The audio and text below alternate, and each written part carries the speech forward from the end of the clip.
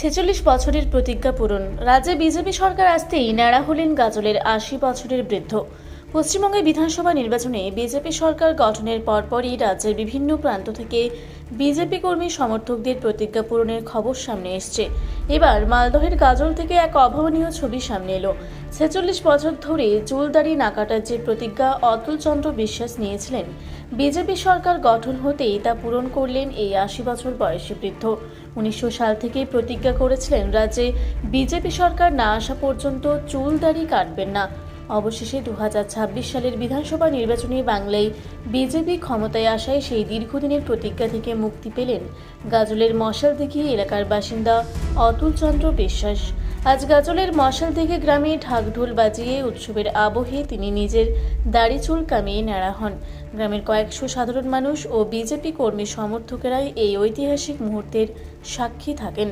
ন্যাড়া হওয়ার পর দুধ দিয়ে স্নান করে তিনি নতুন পোশাক পরিধান করেন।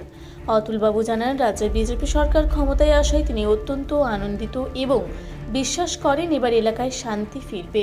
এই বিশেষ অনুষ্ঠানে উপস্থিত ছিলেন গাজল 2 নম্বর গ্রাম পঞ্চায়েতের উপপ্রধান রীনা কীর্তনিয়া, পঞ্চায়েত সমিতির মেম্বার সহ স্থানীয় বিজেপি নেতৃত্ব। দীর্ঘ 46 বছরের অপেক্ষায় থাকা অতুলবাবুর এই প্রতিজ্ঞা পূরণ গাজল এলাকায় বিজেপির পালে হাওয়া আরও বাড়িয়ে দিয়েছে তা বলাই বাহুল্য। এই পশ্চিমবাংলায় যে অত্যাচার আমাদের উপর হয়েছে বা অত্যাচার করেছে, এই জায়গা থেকে আমি একটা প্রতিজ্ঞা করেছি, যতদিন বিজেপি এই ভারতবর্ষে বা পশ্চিমবাংলায় না আসবে ততদিন আমি চুল দাড়ি কাটবো না। এইবার আমার জনতা পার্টি ভারতীয় এরা আমার পশ্চিমবাংলায় এসেছে।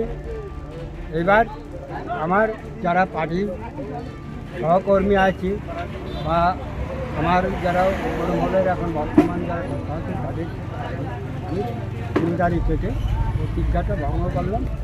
অতএব আমাকে এরা সূর্যে স্নান করাইয়ে আমার নতুন বস্ত্র পরাইয়ে আমাকে সম্মান।